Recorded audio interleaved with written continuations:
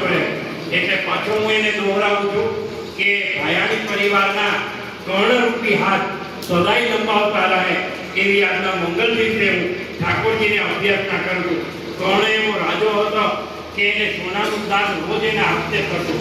તો આ ભાયાણી પરિવાર એના કર્ણરૂપી હાથ સદાય લંબાવતા રહે એ પુનઃ અભ્યર્થના સાથે આપણે યોગ વિશે પણ, કેમ કે લાંબુ આયુષ્ય અને તંદુરસ્તી આયુષ્ય જો આપણે કંઈ માનવું હોય તો આપણે થોડુંક એના તરફ પણ વળવું પડે.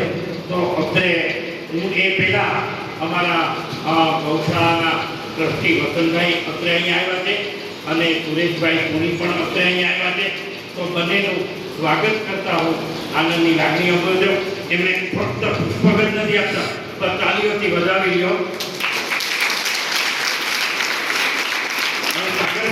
હું વિનંતી કરી કે તેઓ અત્રે પ્રસંગ આંદોલનથી અને થોડુંક યોગ વિશે પણ કહેતો કે ભૂખ લાગી હોય તો વચ્ચેથી કહી દેજો. તો આજે જેમનો જન્મદિવસ છે પરસોત્તમ દાદા, અમે તો જ્યારે યોગમાં આવે ને ત્યારે અમારે સવારે 6 વાગ્યાની સીધી હોય, બાબરાથી 6 વાગે અમારી પહેલા આવી ગઈ. એટલે અમે તો જ્યારે પણ એને બોલાવીએ ત્યારે એને 78 વર્ષના 77 વર્ષના યુવાન જ કહીએ છીએ. આ વખતે પણ અને ખાસ તો યોગ છે ને બેઝિકલી કેવું હોય કે આપણે મહર્ષિ પતંજલિએ જે અષ્ટાંગ યોગ આપ્યા ને એમાં આપણે આસન પ્રાણાયામ ને બધીને ધ્યાન સાંભળતા હોય, કરતા હોય અથવા તો એકાગ્રતા કરતા હોય. પણ યોગ છે એ આખા જીવનનું એક રીત છે, લાઈફસ્ટાઈલ છે. તો પરસોત્તમ દાદાએ ખાલી યોગ છે એ કરતા નથી પણ યોગનું જીવનમાં પણ ઉતાર્યું છે. યોગ કર્મશુ કૌશલમ એટલે કે કર્મમાં કુશળતા. એનું એક એક્ઝામ્પલ છે આજનો દિવસ, આજે નો જન્મદિવસ. બેઝિકલી બધા લોકો શું કરતા હોય કે એના મિત્રો સાથે, પરિવાર સાથે ઉજવતા હોય, પણ એને એક સારું કાર્ય કર્યું છે કર્મમાં કુશળતા. એની પાસે જે ધન છે એનો સદુપયોગ કર્યો, સમયનો સદુપયોગ કર્યો, આપણને બધાને ભેગા કર્યા. બરોબર? તો આ છે કર્મમાં કુશળતા. એટલે યોગ છે એના જીવનમાં ભણાયેલો છે. સાથે તમને અષ્ટાંગ યોગની વાત કરું કે આપણે આસન ને પ્રાણાયામ ધ્યાન કરીએ છીએ તો આપણને કેટલો બધો ફાયદો થાય. જીવીએ ત્યાં સુધી પૂર્ણ જીવન જીવીએ. એમાં જો આપણે યમ નિયમ આસન પ્રાણાયામ પ્રત્યાહાર ધારણા ધ્યાન સમાધિ ખાલી સાંભળીએ ને તોય પણ ઘણો બધો ફાયદો થાય. તો અનેક ઘણો ફાયદો થાય. બરોબર? અને યોગ શાસ્ત્રમાં બહુ ઊંડું છે. અહીંયા પંચા સાહેબ ને બધા છે પણ ધ્યાનમાં ખૂબ આગળ કાર્ય કરે છે. તો ધ્યાન જે આપણે કરીએ છીએ ધ્યાનમાં બીજું કશું હોતું નથી. આપણે પોતાની જાત સાથે રહેવાનું હોય. આપણું જે સ્પિરિટ છે, આપણો આત્મા છે, તો હું તમને આપણે જાણવાનું, ગ્રુપની લિંક છે ને તમને મોકલી દઉં. હમણાં કાર્યક્રમમાં છું, તમે જોઈન થઈ જાઓ. આપણી ચિત્તની વૃત્તિ કે આપણા વિચાર છે, કલાકવારમાં જ મોકલી દઉં તમને. આ છે યોગ. ભગવદ ગીતામાં 3 યોગ કીધા, કર્મ યોગ, ભક્તિ યોગ અને જ્ઞાન યોગ. એ પણ યોગ છે. એવું નથી કે સવારે ઉઠીને તમે આસન કરો, પ્રાણાયામ કરો તો તમે યોગ કરો. તમે તમારા દૈનિક જીવનની અંદર પણ યોગને એડ કરી શકો. તમારો કોઈ પણ કર્મ કરો છો બીજાને ફાયદો થાય, પરોપકાર કરો, એ પણ એક યોગ જ છે. એવી રીતે આપણા બધાના જીવનમાં યોગ ભણાયેલો છે. પણ ફિઝિકલ આપણે ફિટ રહેવા માટે આસન કરવા જરૂરી છે. તમારે ધ્યાન કરવું હોય, દાખલા તરીકે ધ્યાન કરો, તમે 3 કલાક બેસી ન શકો તો તમે ધ્યાન કરી શકો નહીં. શરીર તમારું સાથ આપવું જોઈએ. તમારું વજન વધી ગયું. અત્યારે ગુજરાત સરકાર મેદસ્વીતા મુક્ત અભિયાન ચલાવે છે. માનનીય વડાપ્રધાનશ્રીએ પણ સ્વસ્થ લાઈફસ્ટાઈલ માટેની એક મૂવમેન્ટ ચાલુ કરી છે. અને લાસ્ટ યર જે આપણો 11મો આંતરરાષ્ટ્રીય યોગ દિવસ ઉજવ્યો એનો પણ 1 અર્થ 1 હેલ્થ એટલે કે આખું પૃથ્વી છે એનો સ્વાસ્થ્ય સારું રહે. વસુધૈવ કુટુંબકમની આપણે સાથે ચાલીએ અને સાથે રહીને કાર્ય કરીએ એવી ભાવના સાથે આપણે કાર્ય કરીએ છીએ. એટલે એવું નહીં માનવાનું કે યોગ આપણે સવારે નથી કરી શકતા તો યોગ થતો નથી. અને એવું છે કે આપણે જેને લાયક હોય ને એ આપણને ગમે ત્યારે ભેગું કરી છે. આપણે વિચારીએ કે મને કાલથી યોગ શરૂ કરો એટલે તમારા ફોનમાં મેસેજ આવવા લાગશે, અમને એવા મિત્રો મળશે કે અમે સવારે યોગ કરીએ છીએ, તમે પણ આવો. તમે વિચારો કે મારું મન બહુ વિચલિત છે, મારે ધ્યાન કરવું છે, તો તમને ધ્યાન શિબિરના પેમ્પલેટ મળશે. ધ્યાન શિબિરની કોઈ વાત કરતું હોય છે, સત્સંગ ટૂરના તમને પેમ્પલેટ મળશે, કોઈ ઇન્વિટેશન મળશે.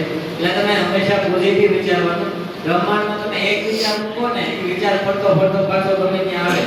એટલે તમે સારા વિચાર કરો તો તમે સારી વસ્તુ છે તમારી પાસે આવે. પ્રકૃતિની સાથે રહીને કરીએ અને પરસોત્તમ દાદા તો પ્રકૃતિ સાથે જોડાયેલા છે. વારંવાર એના વાડી આપણને એન્જોય કરે છે. એટલે આવે અને પ્રાકૃતિક ખેતી કરે છે.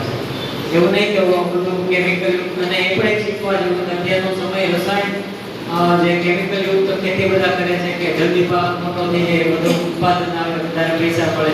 એની સામે પ્રાકૃતિક ખેતી કઈ રીતે કરી શકાય એના કરતાં પણ વધારે ઉત્પાદન મળતું હોય છે. તો એ પણ આપણે એનામાંથી શીખવા જેવું. પરિવાર 78 વર્ષના યુવાન પરસોત્તમ દાદાને જન્મદિવસની ખૂબ શુભકામના. Thank you. પરિવારવાળા અહીં આવી ગયા એટલે ફરી વખત ખરેખર એને અભિનંદન આપીએ. તેમને વિનંતી કરું હતું. નમસ્કાર.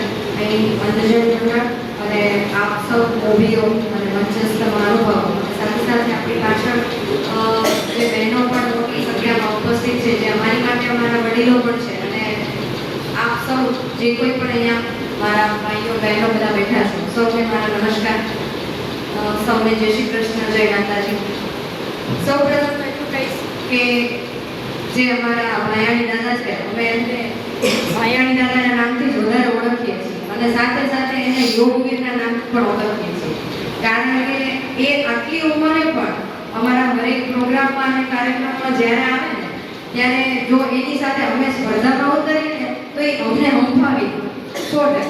એટલે અમે તો જો કે ભૂલથી એવી ભૂલ નથી કરતા એની સાથે સ્પર્ધા કરવાની, પણ એમનું જે જીવન છે એ માત્ર યોગને લગતું જ નહીં, પણ એમનું જે સામાજિક જીવન છે, એમનું પારિવારિક જીવન છે ને, એ પણ આપણા બધા માટે એક આદર્શ છે.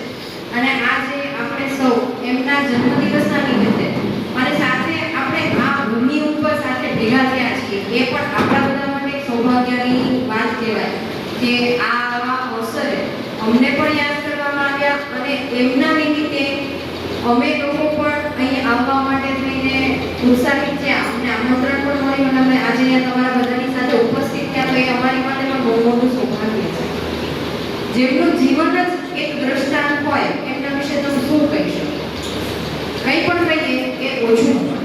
અને અહીંયા જે કંઈ પણ પ્રવૃત્તિઓ થઈ રહી છે એમાં પણ દાદા અને આપ સૌ પણ પંચાલ સાહેબ છે, પટેલ સાહેબ છે, આપ સૌ એકદમ એક્ટિવ રીતે સાથે બધા જોડાયેલા છે. તો આજે એ જાણીને પણ આનંદ થાય છે કે પ્રવૃત્તિ તમે ઝાઝી કરો કે વધારે એ મહત્વનું નથી હોતું, પણ કઈ પ્રવૃત્તિ અને કયા ભાવથી કરવામાં આવે છે અને નિયમિત રીતે સતત રીતે કરવામાં આવે છે એ બહુ મહત્વનું હોય છે. જેમ ભાઈ દાદાએ કીધું કે હું 36 વર્ષથી આ કાર્યમાં લાગેલો છું, તો હરેક કાર્યમાં આપણે બધા આરંભે શુરા હોઈએ, પછી એ કાર્ય છે એનો ઉત્સાહ ધીરે ધીરે આપણને ઓસરતો થાય, અને પછી આપણે એ ધીરેથી મૂકી પણ દઈએ અને છોડી.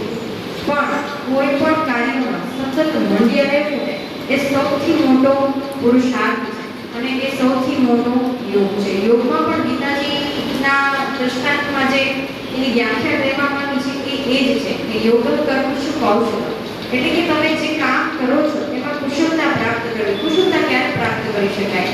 જ્યારે તમે એમાં ખંતથી, પૂરા મનથી, તમારા પૂરા શરીરથી પણ એમાં તમે તન્મય થઈ જાઓ, ત્યારે તમને એમાં કુશળતા પ્રાપ્ત થાય, ત્યારે તમે એક તમારું કર્મ અને તમે બંને એક બની જાઓ.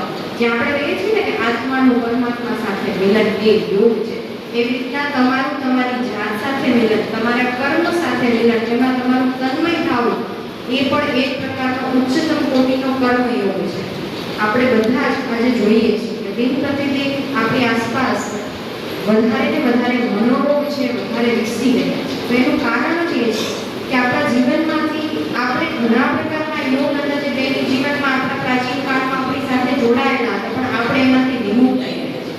પણ હવે ફરી એ સમય આવી રહ્યો છે. હવેનો જે યુગ છે ને એ યોગનો યુગ કહેવાય છે, અને એમાં અમારી માટે અમારા આદર્શ સંતાન છે અમારા ભાયાણી દાદા.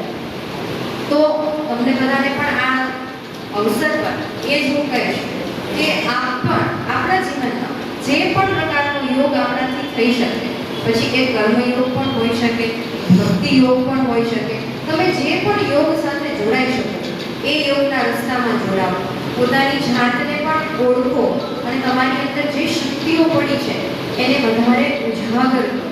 એની માટે થઈને તમને જે પણ ગુરુ યોગ્ય લાગે તમે એ ગુરુના ચરણ સેવો, એમની નિયમિત રીતે તમે ગુરુ વંદના કરો અને એમના નિયમો ઉપર તમે આગળ સતત ચાલતા રહો. અને અંતમાં એટલું જ કહીશ કે આપણે આ જે અવસર ઉપર બધા ઉપસ્થિત થયા છીએ તો યોગને ઉપલક્ષ્યમાં તો કહી યોગ ઉપર જઈએ, આપણે સંહિતાઓ ઉપર જઈએ, યોગ દર્શન શાસ્ત્ર ઉપર જઈએ તો ઘણું બધું છે. તો કહેવામાં અત્યારે શરૂ કરશું તો કદાચ તમને લોકોને ભૂખ જે લાગી છે ને એ ધીરે ધીરે મરવા જશે, કારણ કે રસના વિષયમાં જો વયા જશું તો ઓર વધારે ઊંડા ઉતરશું. પણ હું માનું છું કે આપણે બધા મનુષ્ય છીએ, ભૂખ્યા પેટે ભોજન વગર ભજન પણ થતું નથી. તો અત્યારે વધારે સમય પણ નહીં લો, પણ એટલું કહીશ કે આપણે આજે જે અવસરમાં ભેગા થયા છે, જે અવસર નિમિત્તે ભેગા થયા છે, તો એમાં અમારા બધા યોગ પરિવાર વતી અને આપ સૌ વતી પણ આપણે પરસોત્તમ દાદાને ખૂબ હૃદયપૂર્વક અને આદર ભાવથી આ જન્મદિવસ નિમિત્તે ખૂબ ખૂબ શુભકામનાઓ આપીએ કે દાદા દીર્ઘાયુ બને, આવી જ રીતના આ જીવન સ્વસ્થ બને, યોગના અને લોક કલ્યાણના કામોમાં હંમેશા આપણી સાથે જોડાયેલા રહે અને આપણું માર્ગદર્શન કરતા રહે. અને હજી પણ દાદા તમે 150 વર્ષ જીવો અને અમારા બધાનું માર્ગદર્શન કરતા રહો, 150 વર્ષ કાર્ટવીલ પણ કરતા રહો.